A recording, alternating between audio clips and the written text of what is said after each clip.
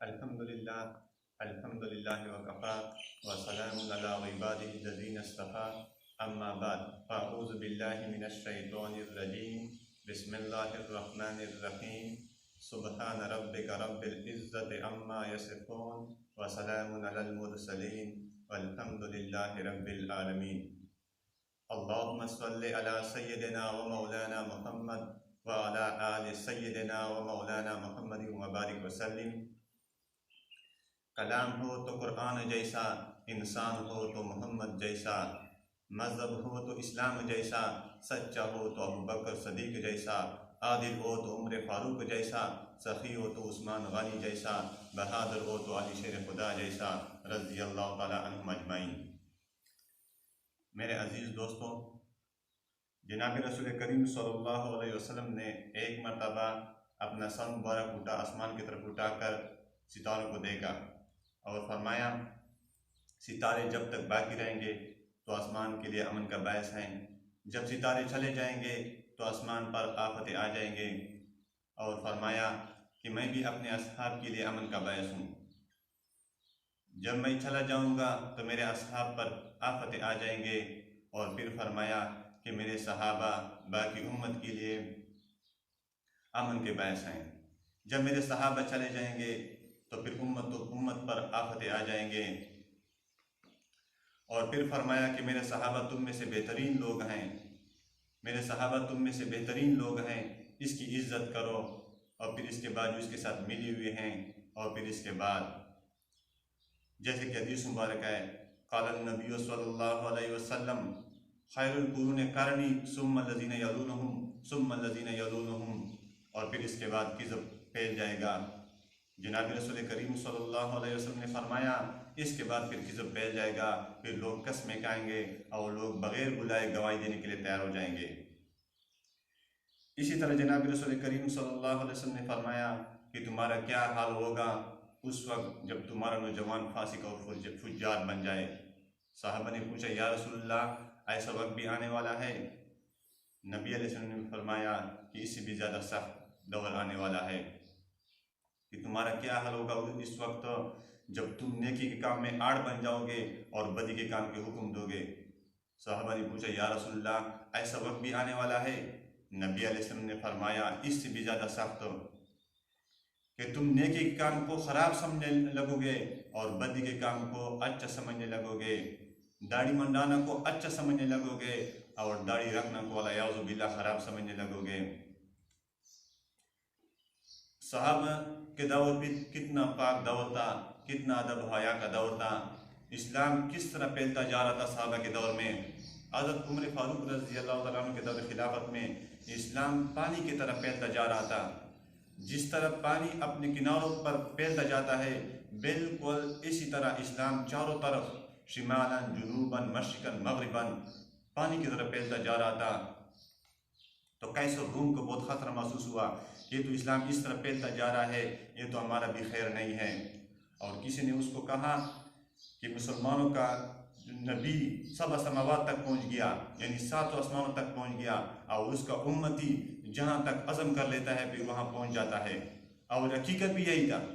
यकीनन सहाबा जिस शहर को फतह करने का अज़म कर लेता, फ़ौरन वो फतह कर लेता। तो कैसर रूम को बहुत ख़तरा महसूस हुआ। उसने फ़ौरन अपने बंदे भेजे मदीना कि जाओ मुसलमानों के हालात देकर आ जाओ कि कैसे लोग हैं, जितना इस तरह फतूहात करते हैं और इस्लाम जल्दी से दुनिया में फैल रहा है। तो उसके बंदे मदीना आए, मुसलमानों के हालात देखे, अमीरुल मोमिनीन हज़रत उमर फारूक रज़ी अल्लाह तआला अन्हु के हालात भी देखे। फिर वो लोग वापस चले गए रूम, अपने बादशाह को रिपोर्ट दी कि मुसलमानों का बादशाह ऐसा है कि ला यखदऊ वला युखदऊ, ला यखदऊ, न वो किसी को धोखा देता है और न वो किसी से धोखा खाता है, ऐसा बंदा है। कैसर रूम तख्तशाही पर बैठा था, फौरन नीचे उतर कर बैठ गया और सर पकड़ लिया। लोग परेशान हो कि ये क्या हो गया। उसने कहा कि जब इस बंदे की ये कैफियत बयान कर ली कि ला यखदऊ, वो किसी को धोखा नहीं देता, मैं समझ गया कि ऐसा बंदा है कि उसका अपने रब पर मुकम्मल ईमान है। अब देखो मेरे भाइयों, एक काफिर बादशाह है, लेकिन इस जुमले से इसने कैसे इस्तेदलाल कर लिया कि ला यखदा, वो किसी को धोखा नहीं देता। वो समझ गया कि इसका अपने रब पर कामिल ईमान है। जिस बंदे का अपने रब पर कामिल ईमान होता है वो किसी को धोखा नहीं देता। और दूसरी सिफत बयान कर रहा है कि वला युखदा, और वो किसी से धोखा भी नहीं खाता। बादशाह ने कहा हाँ वाकई है इस तरह कि जो बंदा अपने दीन में इतना कमाल को पहुंच जाता है, इतना कमाल को पहुंच जाता है, फिर उसका दीन उसको दुनिया की भी हिफाजत करता है, वो किसी से धोखा भी नहीं कर सकता। लिहाजा इनसे जंग करना मुश्किल है। जहां भी ये जाएगा उसकी फतह होगी। तो मेरे अजीज दोस्तों, सहाबा के पास क्या थी? सहाबा के दिलों पर फिक्र आखिरत सवार हुई थी। फिक्र आखिरत सवार हुई थी। आखिरत में अल्लाह रब्बुल इज़्ज़त अनबिया किराम के अलावा तमाम लोगों को जमा करेंगे। क़यामत के दिन तमाम लोगों को सफ़ों में खड़ा करेंगे और अल्लाह रब्बुल इज़्ज़त फरिश्तों को हुक्म फरमाएंगे कि जाओ पेपर तकसीम करो। दुनिया की तनगाहों का तो ये हाल है कि तालिब इल्म को पर्चे मिलने से पहले पहले सवाल का पता नहीं होता कि पर्चे में कौन से सवाल आना है। लेकिन अल्लाह रब्बुल इज़्ज़त के उसूल को देख, अल्लाह रब्बुल इज़्ज़त ने हमें सवाल पहले से बता दिए। सवाल पहले से बता दिए और जवाब हमने महशर के मैदान में लिखना होगा। सबसे पहला सवाल यह होगा कि मैंने आपको जिंदगी दी थी, आपने जिंदगी को कहाँ बर्बाद किया? 60 साल 70 साल जिंदगी दी थी, आपने वो जिंदगी कहाँ बर्बाद किया? इसका जवाब लिखना हर शख्स की जिम्मेदारी होगी। और दूसरा सवाल यह होगा कि मैंने जवानी दी थी, आपने जवानी कहाँ बर्बाद की? मैंने आपको आंखों में बिनाई की ताकत दी थी, ज़बान में बोलने की ताकत दी थी, हाथों में पकड़ने की ताकत दी थी, टांगों में चलने की ताकत दी थी। आपने अपनी ताकत किस काम में खर्च किया? और तीसरा सवाल होगा कि माल कहाँ से कमाया? मेरे अजीज दोस्तों, हम इंतहाई पुरफितन दौर में चल रहे हैं। ये तीसरा सवाल इंतहाई मुश्किल है कि माल कहाँ से कमाया, इसका जवाब लिखना होगा। आजकल तो अजीब दौर है, लोगों के अंदर बिल्कुल तमीज़ ख़त्म होता जा रहा है हलाल और हराम की। बिल्कुल लोग परवाह नहीं करते, हलाल और हराम की तमीज़ ख़त्म होता जा रहा है। बल्कि बाज़ लोग तो कहते हैं अलियाज़ु बिल्लाह कि आजकल कमाने वाले कहाँ हैं, हलाल कमाने वाले आजकल कहाँ हैं।